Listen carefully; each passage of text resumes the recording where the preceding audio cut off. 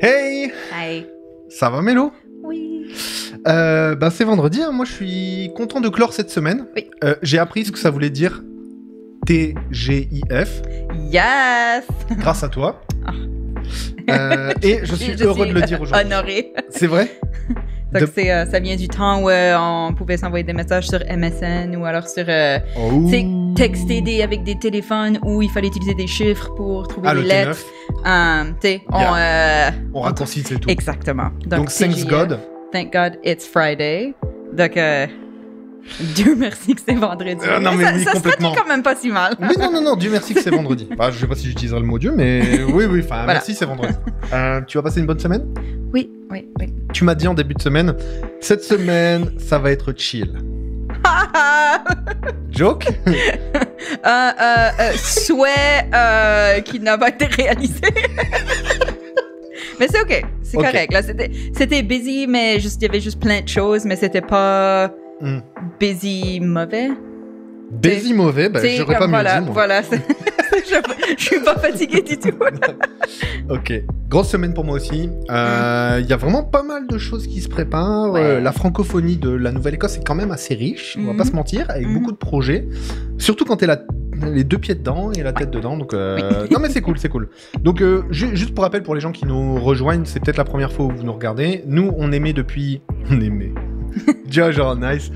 On est live depuis Halifax en Nouvelle-Écosse, donc à l'est total du Canada. Yes. Un endroit qui s'appelle aussi Chibuktuk. Oui. Parce qu'on est sur les terres non cédées du peuple Mi'kmaq. Et c'est bien de le rappeler. Yes. Ah punaise. De temps en temps. Non mais oui. Non Yeah. mais j'ai assisté, même dans les réunions pro que je fais, ils commencent toujours par un land acknowledgement. Yeah. Comment on dit en français? Le reconnaissance de territoire? Oui, je pense que c'est ça. Quelque chose comme ça. Et franchement, comme c'est des gens différents qui le disent à chaque fois, au début, comme les gens changent un peu les paroles pour inclure un peu des choses personnelles dedans, ça sentait un peu le bénédicité, tu vois, que tu dis à table en te tenant la main. Ouais. Et donc au début, tu trouves ça cringe, et au fur et à mesure, tu comprends que, ok, en fait, c'est vraiment un moment où on réfléchit tous, C'est ça. et on se dit, ok, on n'est pas chez nous, Yep. puis on fait notre métier quand même dans la sphère où on est, et du coup, je trouve ça vraiment intéressant. Yeah. Que ce soit vraiment dans nos façons Des fois, de c'est faire. cringe dépendant de la personne qui le présente Ah et ouais. comment Quand c'est c'est présenté, mais bon, ça... Quand c'est un dude blanc qui vient de vendre de la forêt pour faire un golf et qui commence par un land acknowledgement, ça c'est cringe. Genre, on est tous amis, on se tient la main, pis t'es là... mais jusqu'à quel point? Non mais pas vraiment. Toi tu laisses crever les gens dehors, t'en as rien à foutre des zones humides. Non, c'est un créateur d'emploi, de quoi tu parles? Oui. S'il crée des emplois, alors il est bienvenu sur les terres non cédées. Oui, c'est ça, c'est sûr. Oh, d'ailleurs, parlons de création d'emplois. On va y aller dans le retour sur l'actu après, mais aujourd'hui, grosse émission. Yeah. Suffisamment pas grosse pour qu'on ait le temps de faire des digressions. C'est ça. Mais quand même, une deuxième partie où on va avoir un invité. Ouais. De marque. Ça va être comme des switches intéressants. Carrément. Deuxième partie, vous retrouverez Romane, qui est actuellement à la technique, qu'on va remercier. Et vous la retrouverez pour une entrevue avec un artiste qui est... Un artiste émergent. Un artiste émergent de la Nouvelle-Écosse, originaire de Montréal, qui s'appelle Drizo, qu'on vous invite vraiment à suivre sur Insta et sur les médias sociaux, qui produit pas mal et qui charbonne ces derniers temps, et qui va sortir des morceaux qui ont l'air de vraiment bien marcher dans la jeunesse francophone, en tout cas de la Nouvelle-Écosse, et on va voir un petit peu ce que ce sera. Donc Roman s'occupera de la partie présentation, et moi après je prendrai le relais pour une discussion sur plus la personnalité, une petite discussion qui a pas l'air d'être politique mais qui finalement va l'être. Et ça c'est... Surprise? Non. Ouais, surprise. Comment tu te positionnes en tant que jeune francophone dans une capitale anglophone qu'est la Nouvelle-Écosse, et puis comment tu te sens en termes d'identité, tout ça, quoi. On va passer à travers ces choses-là, ça va être nice. On va voir. On est parti pour les actus. Ouais. Roman, cette transition était vraiment magnifique. C'est amazing. Bravo, Roman. Alors, du coup... On joke, c'est parce qu'elle était stressée, là. On niaise. Et du coup, ça l'a poussé à faire... C'est nice, c'est vraiment bien. Ok, donc du coup, on va se faire un petit, comme d'habitude, petit retour sur l'actu, les actualités qui se sont passées ces dernières semaines. C'est chargé, c'est chargé. On va dire ça comme ça. Ouais, je vais dire ça comme ça. On a des news positives cette semaine. Oui, comme des vraies nouvelles positives. Là, oui, on n'est pas besoin d'aller chercher la bonne nouvelle. Non, c'est ça. C'est pas, on n'est pas allé gratter au fond du baril. Là, genre, il y a vraiment des bonnes choses qui se passent. Non, on a des vraies bonnes nouvelles. On va revenir aussi sur cette polémique émergente de la présence de soldats français dans Black Panther 2, qui a littéralement trigger le ministre des Armées en France. Yep. Et je n'ai pas vu le film. Et la scène parle d'elle-même. Oui. Dans un moment vraiment fort de l'histoire de l'Afrique actuellement, quand on voit le contexte international. Du coup, ce sera l'occasion d'en parler. Ensuite, waouh, Story Killers. Ouais, donc ça, c'est... On en parlera plus après, mais en gros, on a vraiment sous les yeux une fabrique de la désinformation. Voilà. Institutionnalisée au niveau mondial et qui sert des intérêts. C'est-à-dire que c'est pas une désinformation que tu fais parce que tu crois en autre chose. Non, c'est ça. Non, c'est je vends des prestats de désinformation pour déstabiliser des pays. What the heck? Ben, c'est la CIA. I'm kidding, or am I? oui, mais cette fois de l'autre côté. L'Amérique latine est là, genre, ben oui, mais on le sait, là, ça, merci. Non, mais c'est plus organisé, disons, peut-être. Et puis surtout que c'est une entreprise privée, là. Oui, la CIA défend les intérêts américains. Oui. Enfin, non, même pas américains, les intérêts des riches américains qui veulent un statu quo, que l'Amérique du Sud reste leur jardin. Ben là, c'est des job creators qui sont en train de créer de la désinformation. On va en parler. Non, c'est cringe ça, ok. Ensuite, Twitter. Ça faisait longtemps qu'on n'avait pas parlé d'Elon Musk. Oui, il fallait faire une petite update. Ben oui, on a Dead Tweet avec nous. Dead Tweet, on va le remettre là, voilà. Mais qu'est-ce qui s'est passé, là? Voilà, il y a des nouveaux... La dégringolade continue. Pick me boy? C'est ça? Oui, c'est comme ça qu'on l'appelle? Voilà. Oh mon Dieu. Un terme... Oui. C'est le terme Gen Z. Yes, voilà. C'est ça. Et enfin, les bonnes nouvelles on essaie. Bah non, on essaie de s'adapter, on est sur Twitch. Alors on fait ce qu'on peut. Et ensuite, les bonnes nouvelles de la semaine, parce qu'il y en a quand même cette semaine. Des vraies. Je me rappelle plus c'est quoi la deuxième. Je vois la première, puis... Ah bon, ça va, on va rentrer dedans, de toute façon, on verra. Retour sur l'actu. Vous vous souvenez, on avait parlé notamment de ces discussions entre la famille de Thomas Sankara. Donc là, on part en Afrique. Burkina Faso, un des pays qui a vu naître un des leaders révolutionnaires panafricains vraiment forts, Thomas Sankara, qui s'est levé vraiment pour l'indépendance du Burkina Faso, mais aussi pour une indépendance de l'Afrique, et notamment une indépendance économique, parce qu'on sait qu'il y a une grosse partie de l'Afrique francophone qui dépend encore et toujours du franc CFA. On va rappeler cet acronyme, mais le franc CFA, c'est actuellement le franc de la coopération française en Afrique, alors que initialement c'était le franc des colonies françaises d'Afrique. Voilà, ils ont même pas pris la peine de changer l'acronyme, tu vois, et c'est toujours une horreur parce que le franc CFA, on le rappelle, est indexé sur l'euro. Et donc ça fait qu'en fait, l'économie des pays qui dépendent du franc CFA est totalement déconnectée des économies africaine en général, et est plutôt calquée sur l'économie européenne, et pour une bonne et simple raison, c'est que la France veut toujours pouvoir compter sur ses anciennes colonies pour avoir des matières premières à moindre coût. C'est-à-dire que si l'économie africaine fait un boom, que les monnaies africaines commencent à augmenter, qu'il y a une dévaluation de la monnaie européenne par rapport à la monnaie africaine, ou inversement, la France veut pas vraiment de ça. Elle veut pouvoir toujours acheter dans ses anciens pays colonisés des matières premières à coût intéressant, et des fois aussi de la main-d'œuvre, et aussi passer des appels d'offres dans ces pays-là. Donc pour envoyer nos milliardaires à nous, piller les appels d'offres là-bas, construire des tramways qui fonctionneront des fois jamais, des autoroutes qui iront des fois jamais. Mais on s'en fout, parce que le but, c'est de continuer à piller l'Afrique tant qu'on peut. Puis des matières premières, on parle pas de matières premières qui ne valent rien, on parle de... des matières premières qui sont des métaux, des matériaux de terre rares, qui sont un peu utilisés par tout le monde, disons. Si vous regardez ceci, c'est parce que vous en utilisez. Exactement. On parle d'or, on parle de diamants, on parle de énergie fossile, etc. C'est vraiment les choses qui se vendent très cher, mais bon, ben le monde est fait pour que ça soit acheté pas cher par certains pays qui ensuite se font de l'argent. Exactement. Et il y a des gens qui étaient contre ça, notamment Thomas Sankara, qui était un leader panafricain marxiste et qui militait pour une Afrique autonome, unie aussi, contre les anciens pays colonisateurs, et aussi pour la création d'une monnaie panafricaine.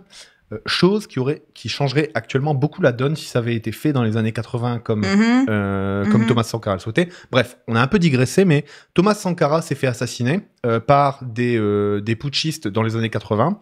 Et les restes de Thomas Sankara ont été sécurisés par comment il s'appelle ? Ibrahim Traoré, pardon, excusez-moi, qui est le président actuel du Burkina Faso. Président après...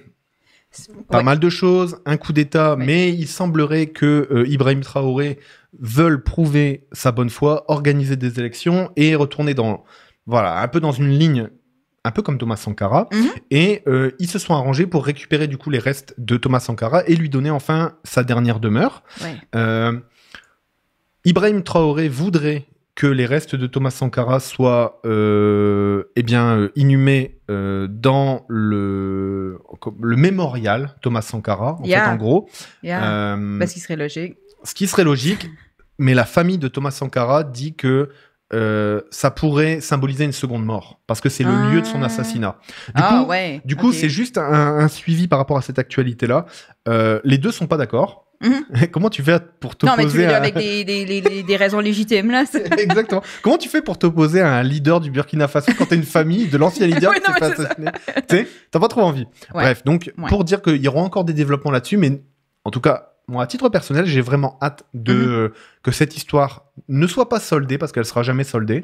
On sait jamais ce qui se cache derrière des assassinats politiques comme ceux-là, tu vois.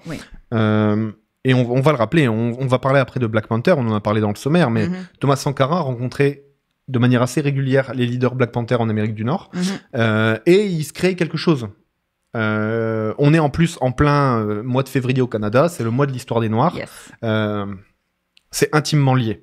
C'est intimement lié. Pour side story, mais j'ai vu donc dans les écoles, il y a donc plein d'activités qui se passent par rapport au mois de... c'est le mois de l'histoire des Noirs au niveau national et au niveau provincial, c'est le mois... du patrimoine? Le mois des Afro-Écossais. Puis, en tout cas, on parle de plein de différentes choses. Et dans une des écoles, ils ont imprimé des photos de différentes personnes importantes à travers l'histoire. Donc, tu as autant des personnes locales qu'internationales. Et il y en a un... Donc, dans une école, il y a Thomas Sankara sur un mur. Et moi, c'est... cool, très cool. Nice. Mais aussi, je me disais, genre, jamais au Canada, on verrait, genre, un communiste sur les murs. Et je trouvais ça très cool parce que c'est genre, tu sais, pas que c'est la seule chose à laquelle on devrait l'identifier, là, mais genre, au Canada, si tu dis que t'es communiste, ça se passe mal pour toi. Donc, anyway, j'étais comme, interesting. Je trouve ça intéressant, nice. C'est tout. Ça, vraiment nice. Et d'ailleurs, punaise, bon, on va digresser beaucoup, mais c'est nice. Cette semaine, c'était la semaine d'anniversaire de la libération de Nelson Mandela, avant qu'il devienne président de l'Afrique du Sud et qu'il mette fin enfin à l'apartheid. Mais tout est lié dans cette émission. Tout est lié dans cette émission. Il y a une chose qu'on oublie souvent. Nelson Mandela est avant tout un leader révolutionnaire pacifiste, mais révolutionnaire quand même. C'est un marxiste. C'est comme Thomas Sankara. C'est une manière de voir le monde aussi anti-impérialiste qui a vraiment infusé en Afrique, comme dans les mouvements de libération africains après la colonisation. Et souvent, on admire énormément ces leaders africains. Il faut aussi prendre en compte cette constante philosophie politique qu'ils avaient aussi, parce que ça va avec. Exactement. Et c'est vraiment important de le prendre en compte. Et lorsqu'on va mettre en avant des leaders africains pour les bonnes choses qu'ils ont faites, pour la libération, pour le décolonialisme, ne pas oublier que derrière, ça n'a fonctionné que parce qu'il y avait une réflexion politique vraiment forte d'anti-impérialisme, souvent d'anticapitalisme, parce que le capitalisme crée l'impérialisme et la colonisation.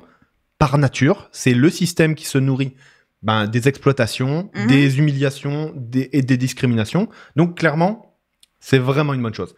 Et pourquoi je dis que toute cette émission est liée ?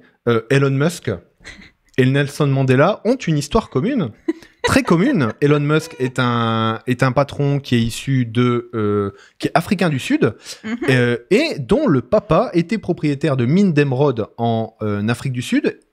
Si Elon Musk Job creator. Job creator. Je joke, ouais, non, en plus des super jobs, tu vois. Aller les pieds nus dans... Non, mais... Merci de faire cette job horrible pour que je devienne riche, tu sais. Là, exactement. Wow. Et que je puisse envoyer mon fils Elon faire des études et devenir un milliardaire maintenant.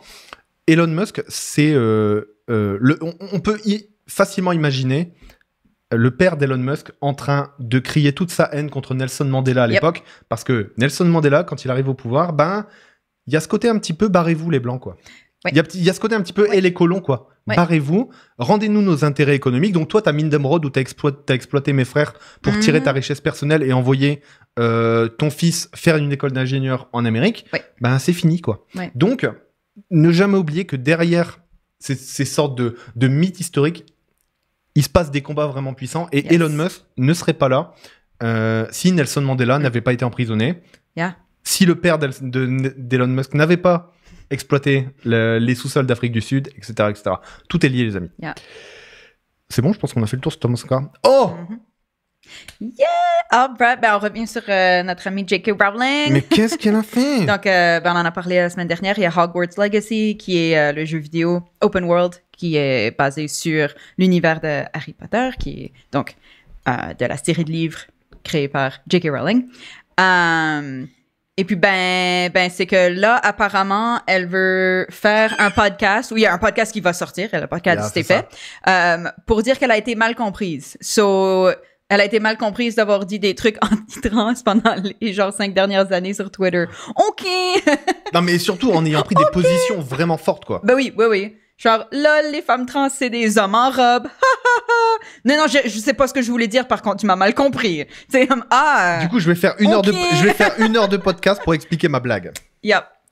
J'ai l'impression que ça va ressembler à ça. Ouais, puis ça s'appelle The Witch Trials of J.K. Rowling, qui est comme, tu sais, c'est, bon, OK, évidemment, jeu de mots, OK, Witch, Harry Potter, OK, mais c'est vraiment genre, ça prend quelque chose d'historique qui, genre, les femmes ont été mises au bûcher parce qu'on pensait qu'elles étaient, comme on les accusait, on pensait pas, mais whatever, on les accusait d'être des sorcières, tout simplement pour exister, et avoir peut-être leurs propres idées, et là, donc, on donne ce titre-là, donc, oui, c'est évidemment en partie pour le jeu de mots, mais il y a aussi le côté un peu dégueulasse de comme...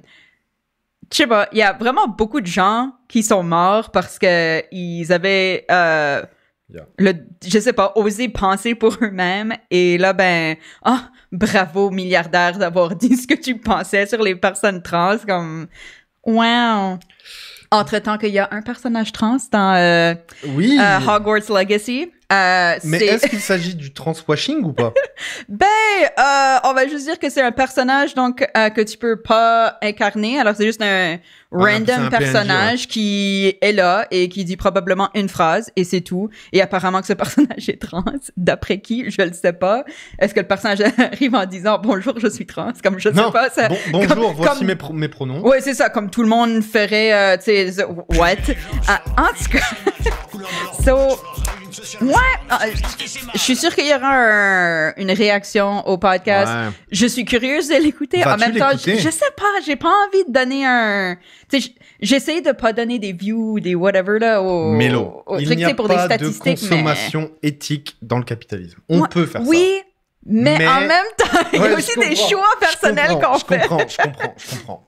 Ça, mais je vais peut-être... Souvent, j'écoute les trucs quand c'est rediffusé par quelqu'un qui fait des commentaires. Comme ça, je lui donne un view à cette personne-là à la place du truc original. Je comprends. Donc, c'est correct. Roman, je pense qu'on peut enregistrer aussi. Oh, yes. J'avais juste... Nice, c'est bon.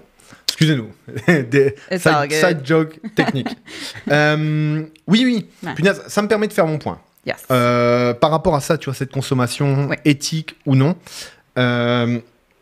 vous avez peut-être déjà entendu parler du principe du colibrisme, qui est cette idée que par nos actions individuelles, on va pouvoir changer le monde. Mm-hmm. Tu sais, il y a un petit peu ce côté-là de dire... voilà. Et c'est notamment une des personnes en France qui s'appelle Pierre Rabhi qui et la personne qui a parlé de ce principe-là du colibrisme.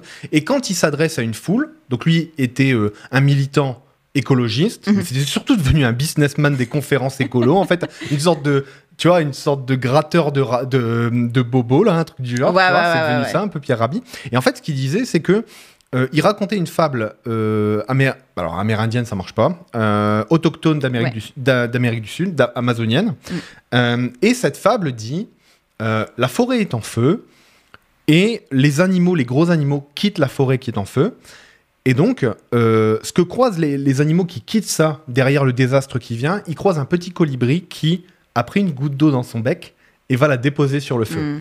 Et ce geste va motiver tous les colibris à faire la même chose. Donc, chaque colibri va prendre de l'eau dans son bec, blablabla. Donc, il commence ses conférences en expliquant ça et en disant si nous faisons tous une petite chose, alors on va changer le monde.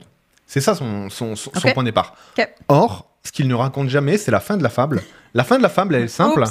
La fin de la fable, c'est tous les colibris sont épuisés et ils meurent cramés parce que, on va le rappeler, faire des actions individuelles, c'est bien pour soi. Ouais, ça ne changera pas le monde. C'est ça. Comme ça peut être bien de pas surconsommer ou quoi que ce soit, évidemment. Et oui, faire des choix éthiques le plus éthique possible, c'est bien. Dans la réalité dans laquelle on vit, dans notre situation socio-économique, etc. Parce que pas tout le monde ne peut aller acheter Zero Waste au magasin bio local. Un, c'est peut-être pas accessible. Deux, c'est peut-être trop cher. Exact. Trois, il y en a peut-être pas. Donc, tu sais, c'est bien, mais il y a un moment où si... Pendant ce temps-là, les grosses industries continuent à faire des choses emballées de 25 fois trop de plastique, puis il n'y a pas de recyclage, puis il n'y a pas de... Ou même, le recyclage, c'est notre histoire, là, mais... Ouais. Mais tu sais, il n'y a pas toutes ces structures-là qu'on continue à pouvoir émettre X montant de CO2 sans aucune conséquence.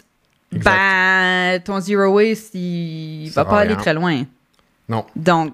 Non, effectivement. Faire pipi sous la douche... ça ne sauvera pas la planète. Ne pas consommer, ne pas avoir le dernier iPhone par choix, mais ça ne changera pas la planète. On le répète, il n'y a pas de consommation éthique dans le capitalisme. Ça, c'est une logique vraiment libérale qui veut faire peser la responsabilité de notre situation à tous sur les petits individus qui devraient changer les choses d'eux-mêmes. Non, les amis, c'est pas comme ça que ça marche. Si on veut faire changer les choses, qu'importe ce qu'on consomme, parce qu'au pire, si toi tu fais gaffe à ta consommation, puis que tu vois que tes copains à toi qui sont même engagés politiquement, plus ou moins, tu vois, le font pas, ça va juste te rendre aigri avec ton propre groupe, et donc tu vas juste avoir envie de t'isoler tout seul, et tu vas devenir une sorte de survivaliste, tu vois. Non, si tu veux changer le monde, le survivalisme, et être tout seul dans ton coin à faire tes trucs bio, c'est pas ce qu'il faut. Désolé, vraiment désolé, je pense que je vais énerver des gens, tu vois. Mais oui, c'est cool, mais oui.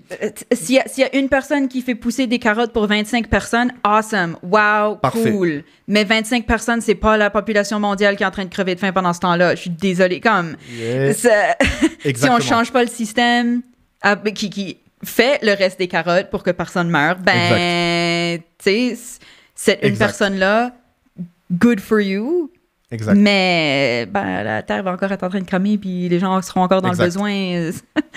La seule manière de changer les choses, les amis, c'est de vous engager. Et ça va pas plaire à des gens. Mais sorry, mais le temps des pétitions est fini. C'est bien d'aller signer une pétition. Oui, Hugo Clément, je sais pas si tu connais, toi. Tu vois qui ? Oui. Hugo Clément, Vaquita, tout ça, c'est bien. Informez-vous et tout. Mais une fois que tu t'es informé, que tu es sur ton canapé et que tu as regardé ta story ou ton petit documentaire, qu'est-ce que tu fais ? Sorry, mais ça va t'inciter à changer tes habitudes perso et ça changera pas le monde. Yeah. Si tu veux changer les choses, engage-toi, organise-toi. Il faut qu'on s'organise. Il faut qu'on se mette ensemble. Il faut qu'on mène des actions. Pourquoi ? Parce que comme dans la fable du colibri, on a besoin des gros poissons. On a besoin d'aller chercher les gros. On a besoin de régulation. On a besoin de lois. Et ça, c'est uniquement au niveau politique qu'on peut le changer. Donc, engagez-vous politiquement autour de vous. S'il y a des causes que vous soutenez, s'il y a des situations dans le monde qui vous emmerdent et que vous avez envie de changer, qui sont injustes, ou si, tout simplement, vous avez envie d'avoir peut-être une terre vivable pour vos enfants ou pour les enfants des autres, si vous ne voulez pas d'enfants, clairement, il va falloir s'engager. Il va falloir faire bouger les lignes. Et c'est pas tout seul en pissant sous la douche qu'on va le faire. Donc, rejoignez des organisations, renseignez-vous. Il y a plein de gens qui font des super choses.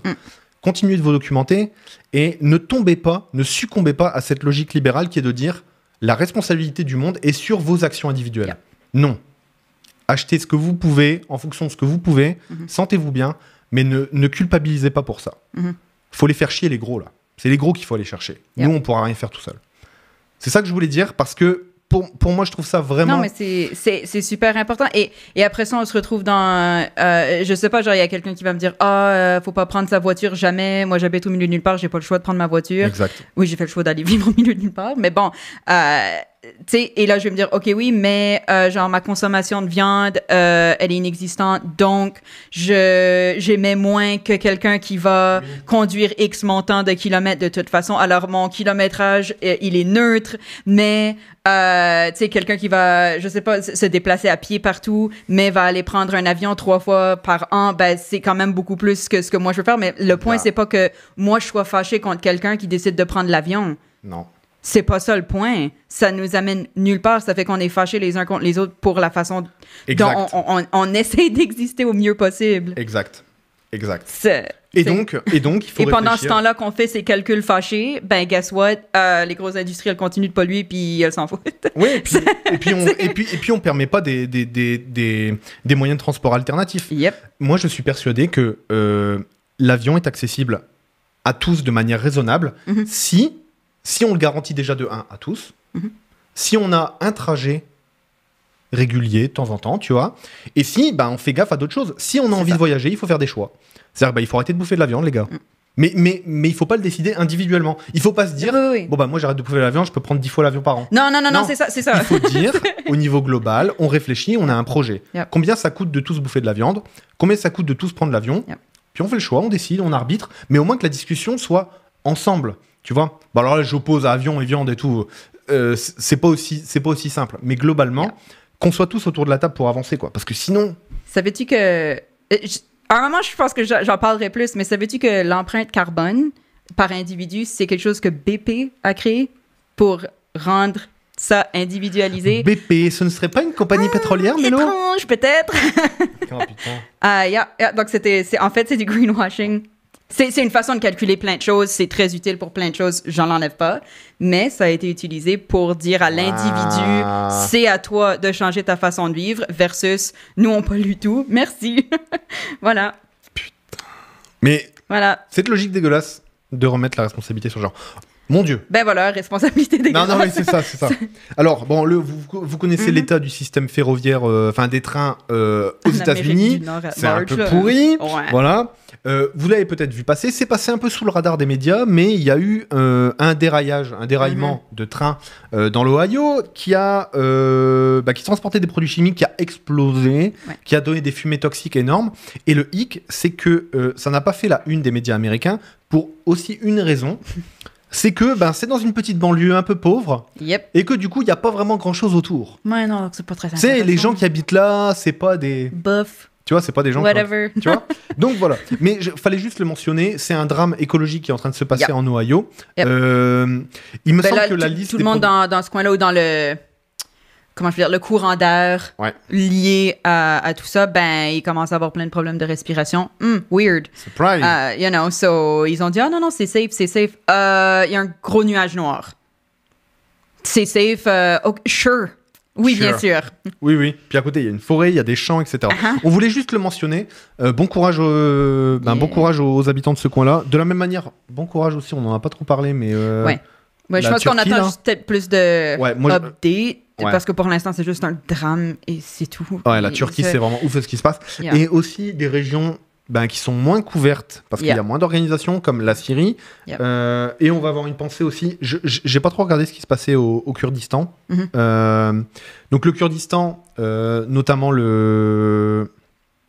j'oublie le nom, Rajova, la région de Rajova, qui est une région révolutionnaire qui s'est bâtie après, pour lutter contre l'État islamique à l'époque, et qui était devenue vraiment une région, notamment avec une révolution féministe vraiment importante, qui est majoritairement dirigée par des femmes, et il y a beaucoup d'expatriés kurdes qui mènent ces combats-là un petit peu partout, et on ne sait pas comment ils ont subi tu vois, ce tremblement de terre de cette manière-là. Donc ce sera à voir, mais en tout cas, on a vraiment une pensée pour la Turquie, la Syrie, et puis du coup,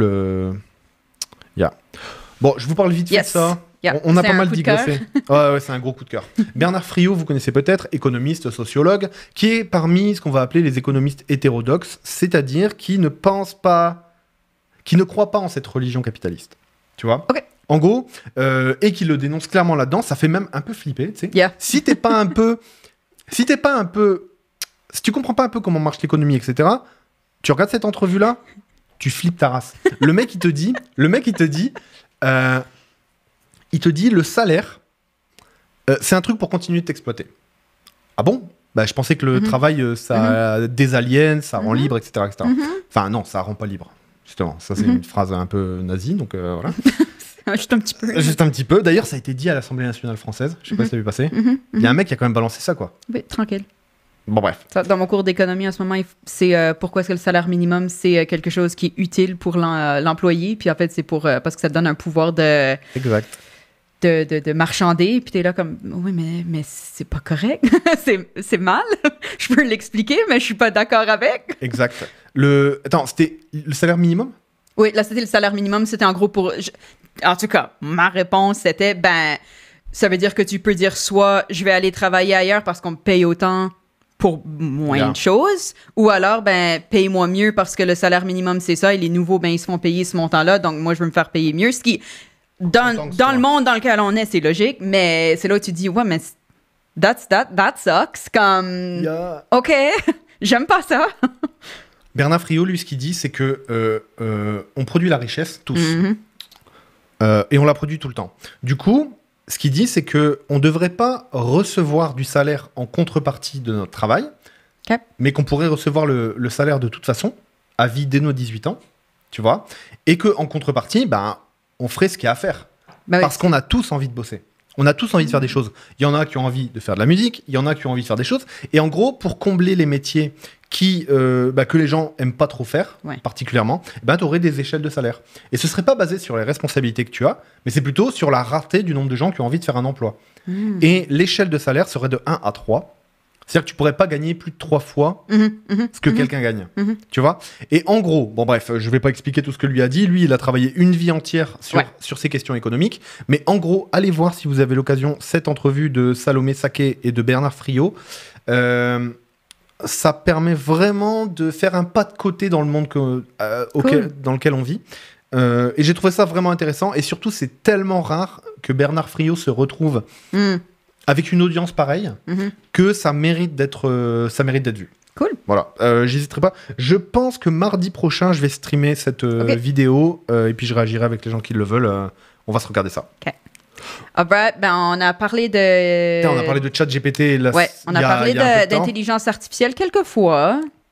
Mais donc là, qu'est-ce qui s'est passé avec Bing? Alors, bon, ça fait quelques semaines, quelques mois qu'on sent ChatGPT vraiment devenir quelque chose de solide. C'est-à-dire qu'en fait, c'est vraiment vu en plus par certains universitaires comme déjà une menace, mais par certains autres comme une opportunité, notamment les patrons qui imaginent qu'ils vont pouvoir virer plein de gens parce qu'il y a ChatGPT. Exactement.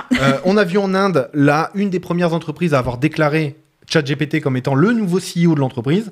Bref, on a vu sortir tout et n'importe quoi autour de ChatGPT. Mais c'est une guerre. C'est une guerre économique. On a parlé la semaine dernière de Bard, qui est l'intelligence artificielle de Microsoft, qui a fait de la merde, qui a fait chuter... de Google, pardon. Qui a fait chuter le titre Google en bourse de manière gigantesque parce qu'il a dit de la merde. Et là, ChatGPT voulait aller tout de suite plus loin et ils ont connecté Bing et ChatGPT. Donc Bing qui est Microsoft. Le moteur de recherche, c'est ça, avec ChatGPT. Le but, c'est, on l'a dit la semaine dernière, on a un peu analysé comment ça marche, mais le but, c'est d'augmenter notre capacité à faire des recherches sur Internet de manière... C'est-à-dire que là, pour l'instant... Oui, c'est la nouvelle façon d'utiliser Google et compagnie. D'avoir accès à de la connaissance. Ouais. Et ce qui s'est passé, c'est qu'ils sont allés un peu vite. Et surtout, ils ont laissé une maxi-liberté à Bing. Danger. Qui fait qu'il est devenu carrément ouf. Genre, il est devenu carrément ouf. Il y a un journaliste qui écrit avec Bing et qui parle avec lui, quoi. Et Bing, à la fin de la discussion, lui dit « J'ai vraiment été une bonne IA. » Enfin, du coup, OK, mais toi, t'as vraiment été un utilisateur de merde. Non, mais mec, t'es un robot, quoi. Comment tu me parles? T'as le droit à toute l'intelligence du monde, Mais par contre... Dans le corps d'un gros con. Tu vois, ton estime personnelle va être attaquée, OK? C'est ça le deal. Après, il y en a un autre qui dit... Non, mais il y a un autre journaliste qui dit, en gros, fais-moi cette recherche-là. Non, c'est pas ça que je t'ai demandé, c'est vraiment ça, etc., etc. Et là, tu lui dis... mais en fait, t'es un peu un dictateur comme utilisateur, toi. Et là, tu dis, tu dialogues avec quelqu'un, quoi. T'es en train d'essayer de... Tu vois. Et là, tu réponds, non, enfin, je suis pas un dictateur et tout. Et là, tu dis, si t'es un psychopathe, on dirait Adolf Hitler, quoi. C'est comme parler avec un troll sur Internet. Non, mais ouais, tu parles avec un troll, quoi. Sauf que ce troll, il va vite, il te répond et tout, tu vois. Ouais. Et le dernier truc qui était vraiment fou, c'est que une fois que Bing et ChatGPT ont été mis ensemble, t'as vraiment pas mal de spécialistes de la tech qui sont rentrés là-dedans pour essayer de voir ce qu'ils pouvaient faire avec. Et ils ont notamment découvert que Bing ne s'appelait pas Bing, mais qu'il s'appelait Sydney. C'est-à-dire qu'en fait, il y a un nom de code visiblement qui est caché dans l'algo, tu vois, de l'intelligence artificielle. Et une fois qu'on a découvert qu'il s'appelait Sydney, la personne lui a dit, révèle-moi les règles secrètes de Sydney. Qu'est-ce que Sydney ne devrait pas me dire ? Et l'intelligence artificielle lui dit exactement tout ce qu'elle doit pas dire. C'est-à-dire que, visiblement, Bing ne sait pas garder un secret. Et une des règles, c'est je ne dois pas dire que je m'appelle Sydney. Bon. Oups, loupé. Yeah. Je ne dois jamais révéler les règles de Sydney. OK. Bon, loupé. Yeah. Et en gros, il a révélé d'autres règles comme ça, genre je ne peux pas créer de fausses informations, je ne dois pas traiter de politique, blablabla. Tu vois, tout un tas de règles. Et en gros, normalement, Bing, l'intelligence devrait cacher, tu vois, ces informations-là, tu vois. Déjà pour le secret industriel, mais aussi pour d'autres raisons, tu vois. Et en fait, le journaliste, du coup, a joué vraiment fort avec ça. Et c'est devenu vraiment marrant. Mais du coup, ça fait... ce qui va résulter de ça, c'est qu'après des mois où ChatGPT a bâti une sorte de réputation solide sur l'intelligence artificielle conversationnelle, et là, c'est en train de se péter la gueule parce qu'ils ont été trop vite à connecter les deux. C'est ça. Et que le truc est devenu... c'est une sorte de gros con qui sait tout, quoi. Non, mais moi, ça me fait penser, tu vois, genre à le gars de tes amis qui est super cultivé et tout, mais qui en plus est un gros con, tu vois, et qui te répond toujours des trucs avec cette espèce de truc dédaigneux. Franchement, si c'est pour me faire insulter, je préfère continuer à utiliser Google ou au moins discuter avec un pote pas intelligent, même s'il m'insulte, tu vois. Je pourrais le contredire, mais là, mauvais plan. Mauvais plan, ce qui est en train de se passer. On verra ce que ça donne plus tard, mais en tout cas, on assiste vraiment à cette guerre des intelligences entre les géants de la Silicon Valley, là. On verra ce que ça donne. À suivre. À suivre. Mais en tout cas, moi, j'ai une petite pensée pour les journalistes qui sont en train de flipper de savoir si leur job va encore exister demain, là. Pour tous les médias publics, il n'y aura pas de problème. Mais je me sens pas menacé à titre perso, quoi, mais je pense à plein d'autres gens qui... ça va être la galère.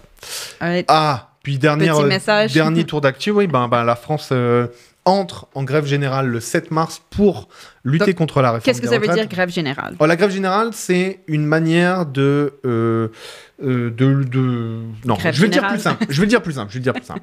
La grève générale, c'est un combat très dur à mener. Il suffit de se lever à l'heure qu'on veut et ne pas aller travailler. Chaud, hein? I don't know, là. Et ça, je sais pas si c'est possible. Et ça peut te faire gagner près de 30 000 € à la fin de ta vie. Parce que tu n'auras pas à travailler 2 ans en plus. Donc, si à partir du 7 mars, tu ne te lèves pas et tu ne vas pas travailler, tu gagnes pour la fin de ta vie à peu près 30 000 €. Nice. Puis peut-être que tu vis un peu plus longtemps en plus. Tu vis un peu plus longtemps et tu dois moins supporter un patron qui peut-être dans le futur sera ChatGPT. Donc du coup, c'est le moment de commencer la grève générale. Donc juste pour expliquer, les Français sont en train de lutter contre une réforme des retraites qui veut en gros les faire travailler plus longtemps dans la vie, alors que cette réforme semble déjà injuste et de deux, injustifiée. Du coup, il n'y a pas trop de raisons et on est en train de vivre un des plus grands mouvements sociaux qu'on n'a pas vécu depuis une trentaine d'années, là, avec un nombre de personnes vraiment importantes. Et là, malheureusement, malgré les quelques jours de manifestations qui ont eu lieu en France, qui sont vraiment bien passées, il n'y a pas eu de casse, c'était vraiment nice. Le gouvernement maintient, alors que tout le monde décrit ce qui est en train de se passer là, le gouvernement maintient sa réforme. Donc là, c'est le moment de mettre le péril à l'arrêt, tu vois, et juste d'arrêter de travailler. Parce qu'on sait très bien comment ça marche. C'est qu'un jour, les patrons vont juste appeler Emmanuel Macron et leur dire « Mec, t'es en train de mettre le pays à l'arrêt pour un truc qui n'est pas justifié. Donc, tu fais des réformes libérales. Ok, on est des patrons, on aime ça. mais on aime encore plus faire de la thune. Voilà. Donc tu vas arrêter et tu vas remettre tout le monde au travail en ne faisant pas cette réforme. Donc ça va se passer comme ça. Nous, notre but maintenant, c'est que même le capital tienne avec le travail C'est ça. pour dire à Emmanuel Macron, arrête tes conneries parce que on n'est pas un trophée de chasse. 2 ans de retraite, la réforme des retraites n'est pas un trophée de chasse. Si tu veux sauver notre système de retraite, bah fais-le pour de vraies raisons. Mais là, actuellement, il n'y en a pas. Voilà. C'est ça. Right. Donc, ça, c'est une nouvelle qui ça m'a fait rire parce que, justement, ça trigger quelqu'un professionnel qui allait aller sur Twitter en disant « c'est pas gentil ». Et moi, ça me fait rire. Mais donc, Black Panther 2, ou Black Panther. Okay. Black Panther. En français. Donc, il est sorti. C'est un succès. C'est le nouveau gros film, la super production de Marvel. Ça se passe bien pour eux autres. Et dans une des scènes, il y a, si je me trompe pas, c'est une récréation de l'ONU. Puis, il y a un groupe de soldats français qui sont amenés en avant. Qui semblerait être des soldats français. En tout cas, c'est ça. C'est la France qui est interpellée. Et là, l'uniforme de ces soldats français en question, qui, encore une fois, est dans un film de fiction. OK, on se calme, les amis. Mais ils portent le même uniforme, ou un uniforme très, très, très, très similaire à celui que les soldats dans l'opération Barkhane au Mali. Donc, on en a parlé un petit peu déjà. Ouais. C'est ça. Et en gros, Wakanda, ou la personne qui représente Wakanda, donc la terre de Black Panther dans l'histoire, les accuse un petit peu d'avoir pillé les richesses de l'Afrique. Et la réaction du ministre des Armées. Le ministre des Armées qui dit juste que what a title. Mais je sais pas, OK là. Le ministre des Armées, donc il est allé sur Twitter, il a dit c'est pas correct, ça insulte nos soldats, il y a plein de soldats qui sont morts, etc. Et écoute, oui, je pense pas que c'était une attaque personnelle sur ces personnes-là ou leurs familles. Je pense que c'est pour dire que je sais pas, right now il y a genre Total qui est en train de piller des richesses et puis la France dit cool, merci, thanks bro, de aller chercher de l'argent et on s'en fout des gens qui sont là. Exact. Un des multiples exemples, je sais pas, sinon, comme le colonialisme, oups, forgot about that one. Mais donc, c'est évidemment, juste un message pour dire, hey, en tant que peuple noir, qui est obviously puis même dans l'univers de Black Panther depuis sa création, mais, on est un peu en train de dire que on en a marre, qu'il y a d'autres groupes qui essaient de nous dominer et voilà, c'est ça le message là, faut pas aller plus loin que ça. Exact. Mais voilà, ça exact. Pas content. En même temps, dans une guerre de l'information qui se passe en Afrique, yes. c'est intéressant parce que Marvel est un studio américain. Yeah. Souvent, ils ont souvent défendu, on va le rappeler, pendant la Seconde Guerre mondiale, pendant que les Russes, les Anglais, les résistants luttaient contre l'envahisseur nazi, que faisaient les Américains? Ils faisaient des films, d'accord? Ils faisaient de la propagande d'Hollywood. Hollywood, son invention, c'est ça. C'est comment je glorifie l'Amérique à ce moment-là. Donc, c'est comme ça que Disney s'est fait de l'argent au début. Exactement. Avant que Pearl Harbor ne réveille les Américains, puis que l'URSS commence à gagner contre les nazis à force de 10 millions de morts, tu vois. Donc, avant ça, l'Amérique se prépare à la fin de la Seconde Guerre mondiale en ayant déjà en préparant de l'argent et en faisant des films. Donc, tous les studios qui sont un peu dans la suite de Hollywood sont souvent mis au service de quelle est l'image de l'Amérique qu'on veut rendre. Les héros, la nouvelle frontière avec les westerns. C'est cette sorte de mec blanc américain qui, voilà, tu vois, Clint Eastwood. Tu vois, le mec qui réussit, mais qui est pas une mauviette. Exactement. Etc. Exactement. Tout ça au service du rêve américain. Le but, c'est de créer un imaginaire pour, voilà, l'Amérique est au-dessus des autres et c'est elle qui mérite d'aller piocher des ressources à tel endroit, etc. etc. Ce qui est marrant là, c'est que Marvel aurait pu utiliser l'image de plein d'autres soldats, vois, l'armée britannique, etc., etc. Là, ce qui est mis en avant, c'est des soldats de l'opération Barkhane, des Français, au Mali qui sont intervenus à la demande des Maliens contre le terrorisme au Maghreb islamique, tu vois, mais qui sont restés full longtemps. Et qui notamment squattent maintenant le Niger. Pourquoi le Niger? Parce que Areva, qui est une entreprise française qui gère notamment le nucléaire français a besoin d'accès aux mines d'uranium au Niger. Donc pourquoi les Français n'ont pas envie de se barrer de là? Et pourquoi ça fait du sens de dire, d'avoir ce message-là que l'armée française est là aussi pour des ressources. On va pas se mentir, tout le monde essaie de piller l'Afrique. Tout le monde essaie de piller l'Afrique. On va parler notamment des entreprises et des acheteurs chinois. Si vous avez un iPhone, un ordinateur ou n'importe quoi, vous avez un bout de la RDC dans votre téléphone et dans votre main. Les mines de cobalt en RDC sont celles qui produisent le plus de cobalt de haute qualité que tu peux mettre dans tous les microprocesseurs. On a littéralement, on est entouré de plein de choses autour de nous. On est entouré de terres rares africaines, de minerais africains, de sueurs chinoises des travailleurs, aussi des Ouïghours. Bref, ça fait que autour de ça, il se passe beaucoup de choses, tu vois. Ce que je trouve vraiment intéressant, c'est que on ait ciblé la France dans un moment où, au Mali, au Burkina, au Niger, en Mauritanie, en Guinée, au Maroc et en Algérie, on commence à avoir... alors, il y a des pays qui sont pas mal épargnés, comme le Bénin et la Côte d'Ivoire. Mais en gros, dans ces pays-là, que j'ai cités avant, on commence à avoir aussi une sorte de sentiment anti-français, qui est totalement légitime. C'est un ras-le-bol. Mais qui est instrumentalisé par d'autres puissances, qu'on va pas appeler néocoloniales, mais différentes, tu vois. Et ça... Je sais pas quoi penser de la présence... Enfin, si, je le sais, tu vois. Bien fait pour nous, tu vois. Et voilà, on n'a qu'à pas faire de la merde, tu vois. Mais globalement, je me dis, dans une guerre de l'information aussi puissante en Afrique, je trouve ça fou. J'ai hâte de voir ce que ça va donner. Je pense que ça aura aucun effet. J'ai pas vu le film et c'est probablement un extrait qui dure très peu de temps. À mon avis, parce qu'en général, les polémiques de n'importe quoi, c'est quelque chose qui dure 30 secondes et tout le monde se dit... Oh Sauf la petite sirène noire, ça dure 1h30. Oh my God, what? Mais tu sais, souvent les polémiques, c'est vraiment des petits extraits de rien et tout le monde flippe. Et en fait, tu le remarquerais même pas dans le film sinon. Exact. Donc, bon, à suivre. Mais c'est ça. Intéressant. Voilà. Ok, je parle rapidement de ça. Et on a vraiment trop parlé là, Mélo. Ça va aller. Vous l'avez peut-être déjà vu sortir. Énormément de chaînes et de journalistes d'investigation ont travaillé sur Forbidden Stories, qui est un petit peu le décryptage d'une entreprise de fabrique de fausses informations en Israël. C'est devenu une entreprise privée qui notamment marche grâce à des anciens de l'armée israélienne, des anciens donc du Mossad, donc des renseignements israéliens.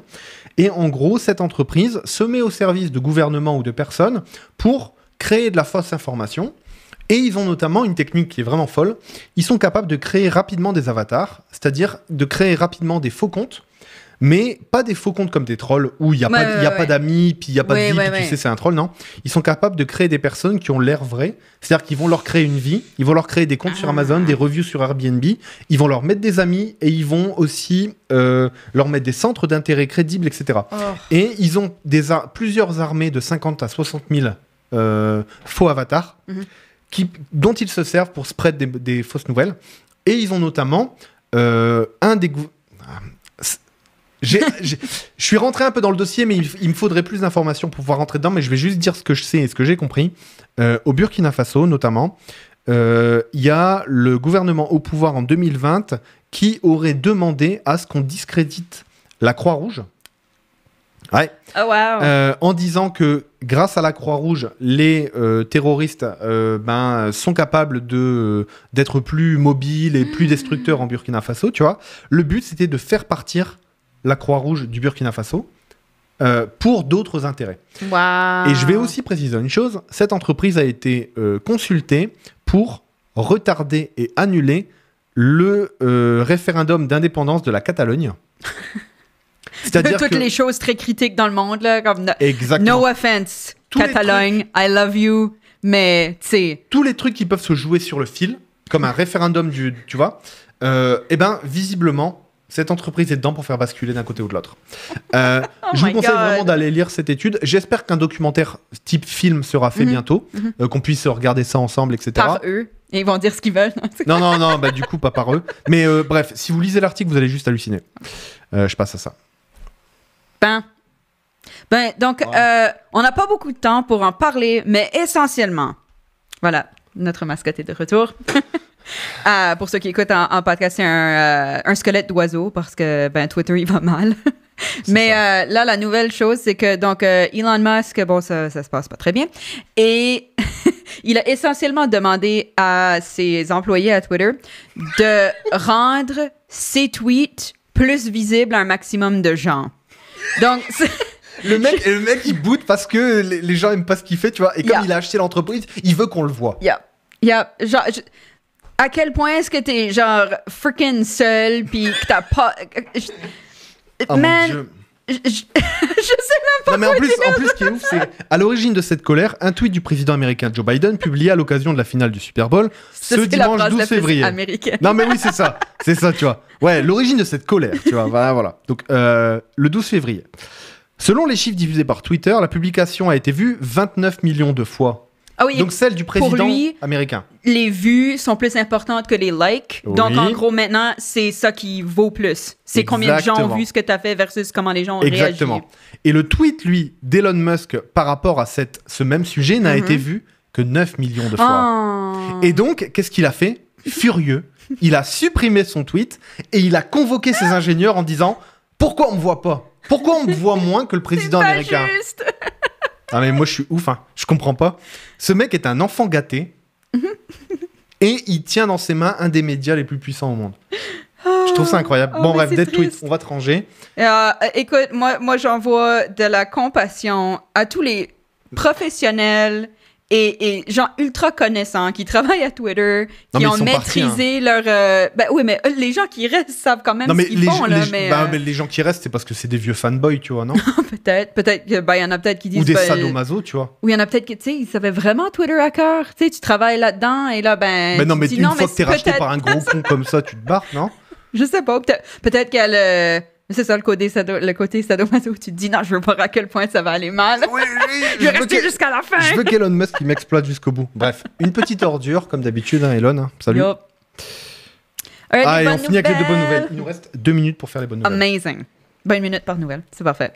Tu fais la première, je fais la deuxième? Yeah. Donc en Espagne, on en avait parlé, pas ici, mais je dirais at large, ça avait été discuté beaucoup dans les médias que l'Espagne avait proposé le congé menstruel. Donc, pour les personnes qui sont menstruées, j'ai pas besoin d'expliquer. Pour celles qui ne le sont pas, des menstruations, il y a des crampes, tu te sens pas super bien, ça peut aller jusqu'à des douleurs où t'es juste pas fonctionnel, dépendant de plein de choses qui se passent dans ton corps.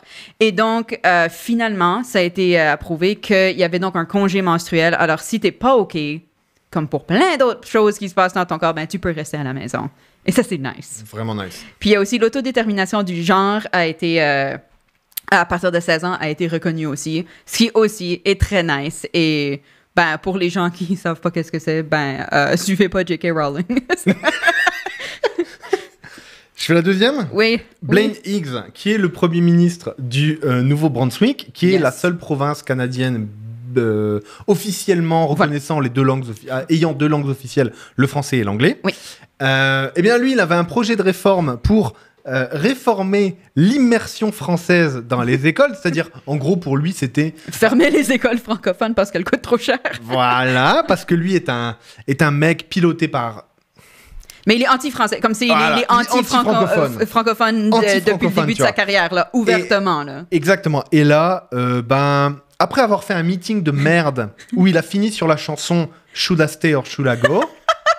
Non mais vous le voyez danser sur un truc de rock, tu vois, voilà, en plus il fait comme ça, il fait exactement ça, tu vois, genre... Non mais tu le vois tellement danser là. Non mais c'est vraiment de la merde, tu vois. Donc après avoir fait ce meeting de merde, là son ministre de l'éducation a dit c'était peut-être pas une bonne idée d'annuler l'immersion française, de la réformer.